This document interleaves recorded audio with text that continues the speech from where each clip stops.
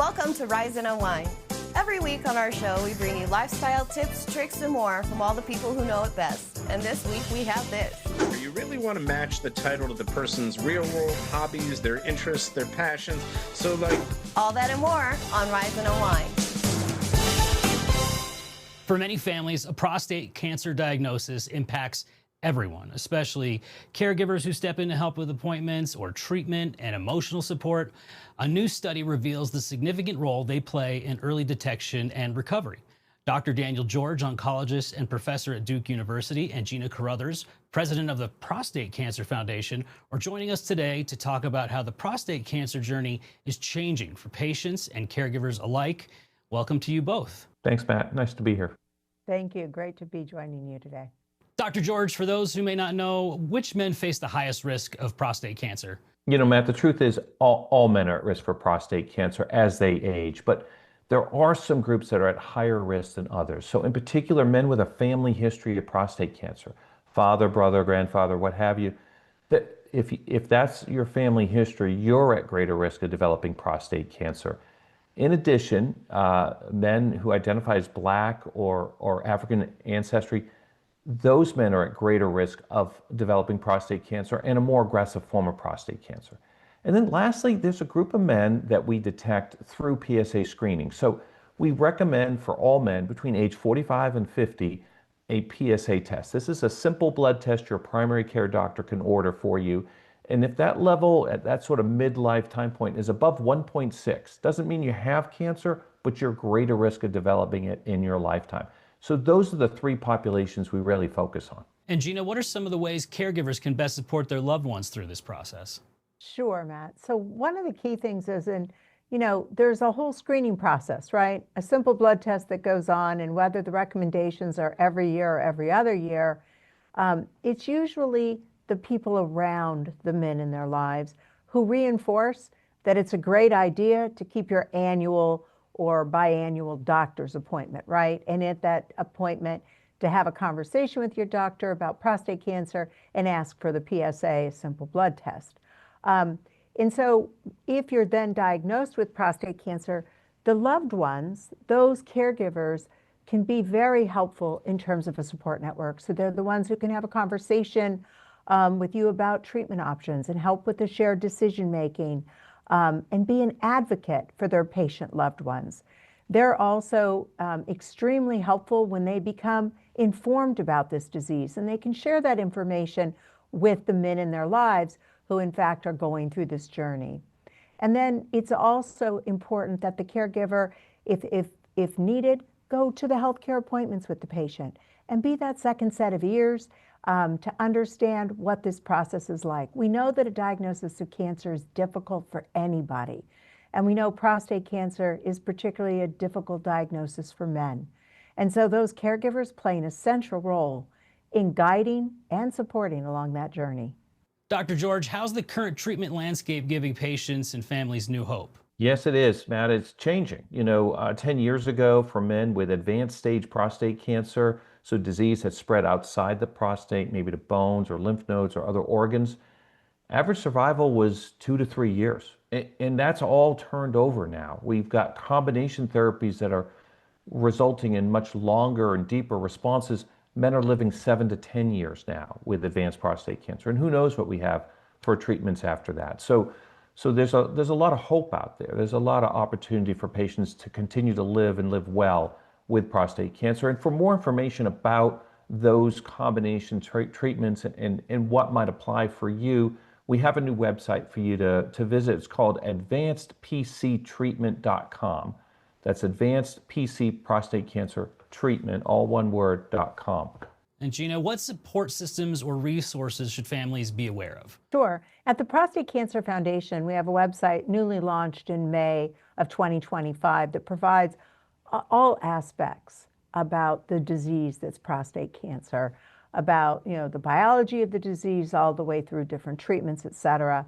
In addition, we have a localized patient treatment guide and an advanced prostate cancer patient treatment guide. Those are easily downloaded from the Prostate Cancer Foundation website, pcf.org.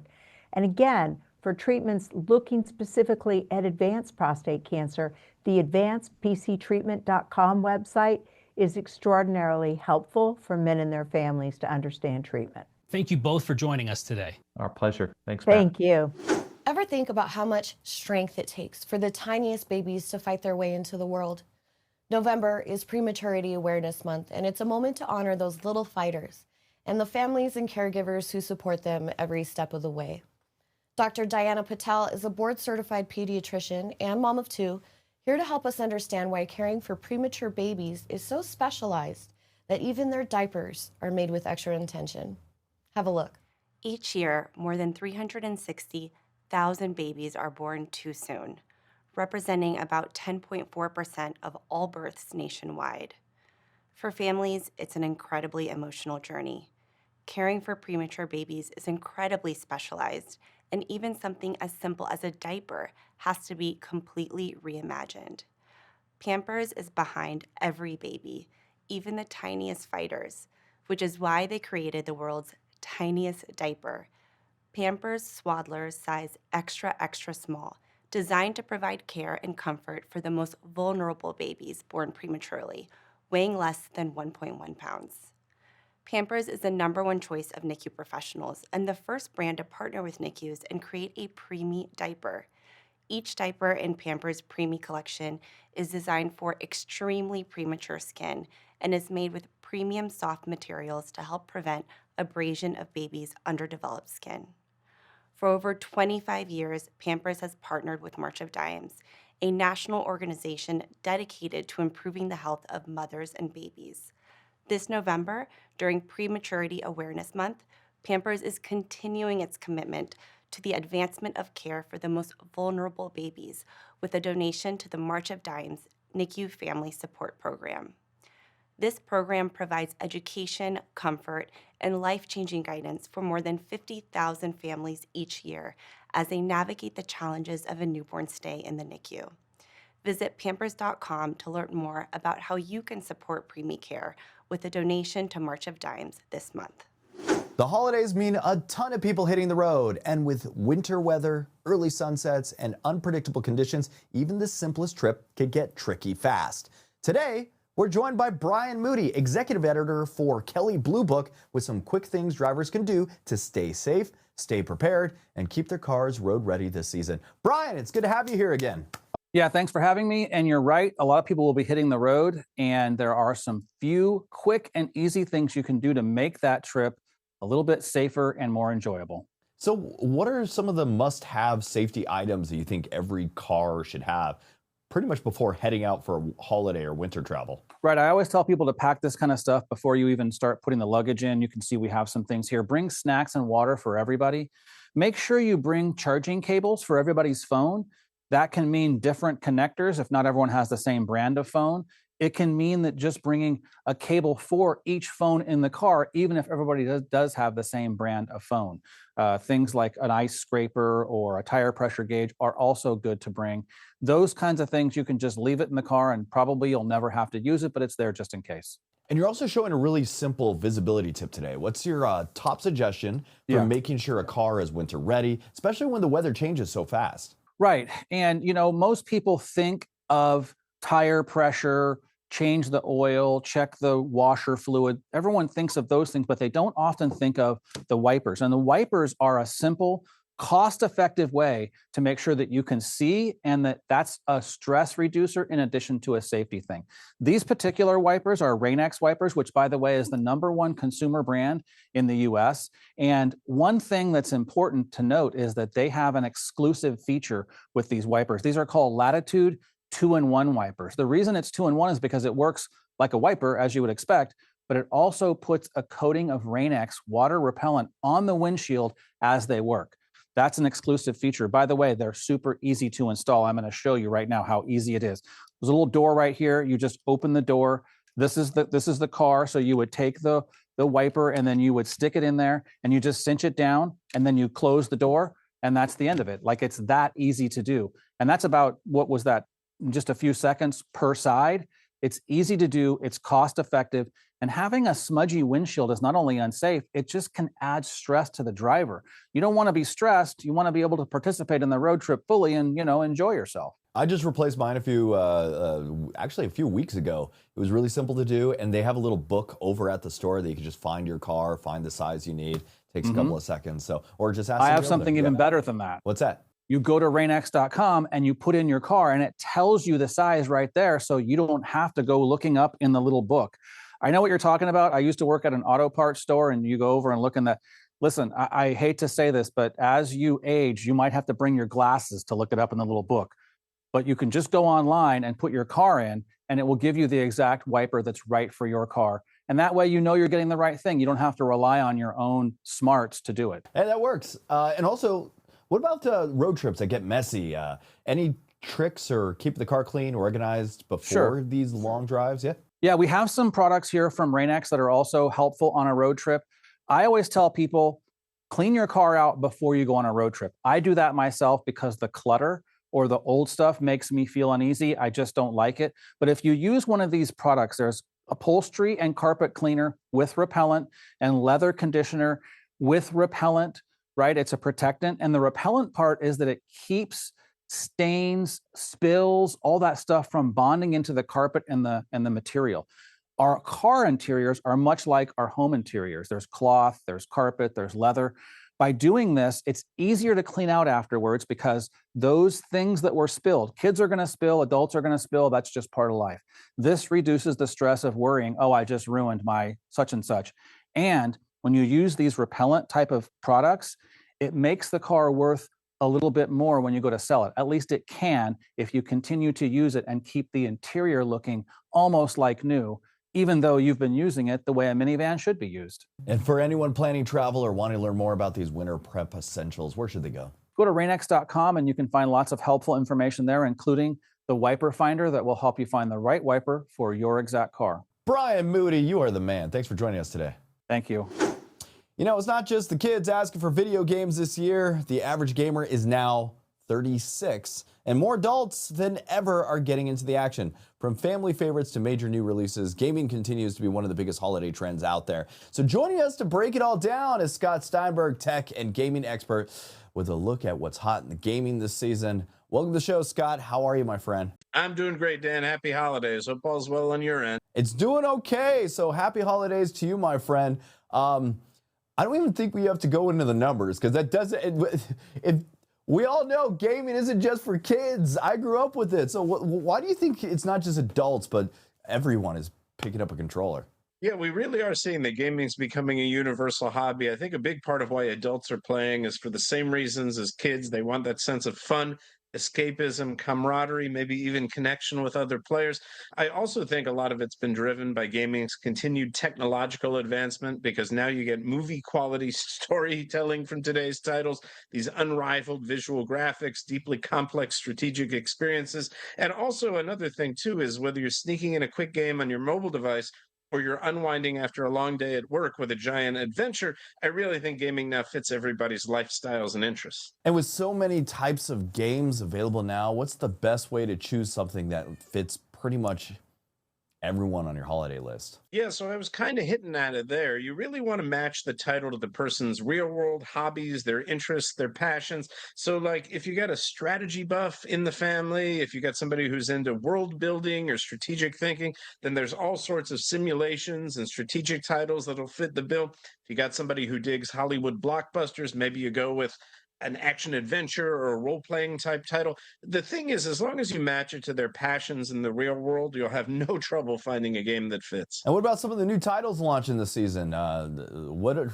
some of the ones that you're most excited about? Yeah, there's actually two that really stand out that I think everybody's going to love. One is a strategy game. The other is an open world role-playing experience. So right off the bat, there's Anno 117 Pax Romana. This is the strategy game. It's all about city building, and it's set at the height of the Roman Roman Empire, and you actually play as the governor of your own province. So you have to manage resources, deal with trade, diplomacy, military scenarios, whatever challenges the game throws at you. So, of course, we've read about and seen the Roman Empire on TV. Now you get to live it and control the fate of your own empire. But also, there's Assassin's Creed Shadows. This is the latest in the best-selling iconic franchise. Guarantee you got at least one gamer in the family who's tried one or heard of one before. So they really kick things up a notch in Assassin's Creed Shadows, in that it's an action adventure, it's sprawling, it's super immersive, and it's set in a living, breathing feudal Japan.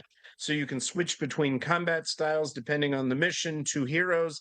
You can go stealthy if you want, for example, play as the ninja Naue if you want to try brute strength. You can play as the samurai Yasuke. Super cinematic, great storytelling. Both are going to immerse you in the periods and really give you something to play for the holidays and beyond. That's awesome. I'm always a fan of Assassin's Creed, and I really want that nice little Roman Empire game that you got there. When can you expect to get our hands on those, my friends? Actually, the nice part is you can get your hands on them right here, right now, today. And in fact, you want to be keeping an eye out for different steals and deals throughout the holidays. Rumor has it, a little birdie told me, for example, that Ubisoft will be doing a limited time markdown on the console versions of Assassin's Creed Shadows. Oh, that's awesome. All right, where can people go for more information, stay updated, and probably get some of these latest gaming trends? The first place I'd hit is ubisoft.com. That's ubisoft.com. You can see game trailers, get deep dives on all the titles. You can even grab some downloadable content if you want some extra adventures as well. All right, Scott, now you know what to get me for Christmas, my friend. Well covered, Dan. I appreciate it. We'll talk to you soon. Scott, thanks for joining me today. Happy holidays. Take care now. Holiday travel season is kicking in, and unfortunately, so is aggressive driving. A new study finds that almost every U.S. driver has engaged in it, and that's contributing to more crashes and higher insurance costs. Here to break down what's going on and how drivers can stay safer is Ryan McMahon from Cambridge Mobile Telematics, along with Tamara Johnson from the American Property Casualty Insurance Association. Good to have you both here. Thank you. Thank you. Thanks for having us. Ryan, why are we seeing so many drivers admit to aggressive driving behavior? Yeah, I think that it's interesting when we look at really driving overall, there's this notion of safe or unsafe drivers, but really it comes down to safe or unsafe trips, and any trip can turn into an unsafe trip. When we look at aggressive driving, we see it showing up when drivers don't have enough time to react to what's happening around them. The driver has to react, and the next driver has to react even faster, and that pattern spreads through traffic. We see it clearly when distraction peaks in the afternoon. Drivers don't have enough time, and aggressive actions and reactions increase, which increases more risk for all of us that share the road. Ryan, even though some violations like speeding and distracted driving are trending down, is aggressive driving still a major factor in today's road safety issues? It is, and really aggressive driving is an umbrella for a lot of roadway risks, but speeding and distraction are really the biggest contributors to severe crashes. And we see distraction rise in the afternoon on the commute home. We see excessive speeding peak on Friday and Saturday evenings. So when that occurs, we see the highest levels of risk paired with the least amount of reaction time for those drivers. And ultimately, that is a major contributor to crashes. 34% of all crashes, the driver's phone is in their hand at the time of impact. And even if you're not in a crash, the fact that this is happening all around us does impact you personally. Tamara, many drivers feel their premiums are going up, even if they haven't had a claim. What's driving those increases, and what role does aggressive driving play?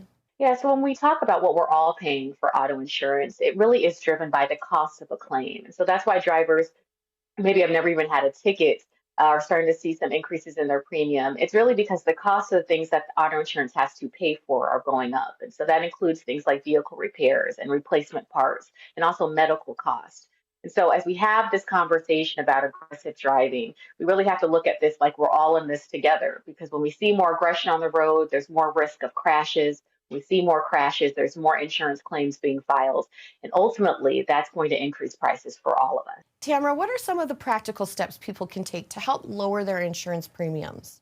Yeah, so probably one of the first things you could do, you could talk to your insurance carrier about raising your deductible. That would actually immediately decrease your premiums monthly. You can also shop around, see if there's better policies out there. But while you're doing that, you want to make sure that you're comparing apples to apples in terms of plans so you don't have any coverage gaps if you do switch carriers. Then you can also look and see if there's incentive driving plans, safe driving incentive plans, where you can utilize things like telematics and phone apps to track your driving and make sure you're a safe driver, and that can ultimately result in some discounts for your monthly premiums.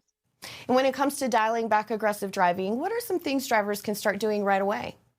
Yeah, so definitely want to make sure that you're eliminating distractions when you're behind the wheel. Put your phone away, put your full focus on the road. That will give you enough time to respond in the case of emergency so you won't be stressed and there's no need to be aggressive while you're behind the wheel. And also slow down. We see that speed is one of the primary factors in the severity of a crash. It can ultimately impact whether someone is injured or killed. And then also, we're moving into the holidays. We know there's going to be more traffic on the road. Try to pack your patience, give drivers a little bit of grace, and keep in mind that your main focus is to get home safely. For viewers who want to dig a little deeper, where can they go for more information? Absolutely. You can visit apci.org/auto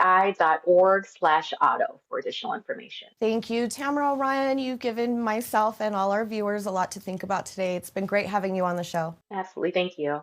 Thank you. You ever wish you could see what the future of our planet might look like and meet the people building it right now?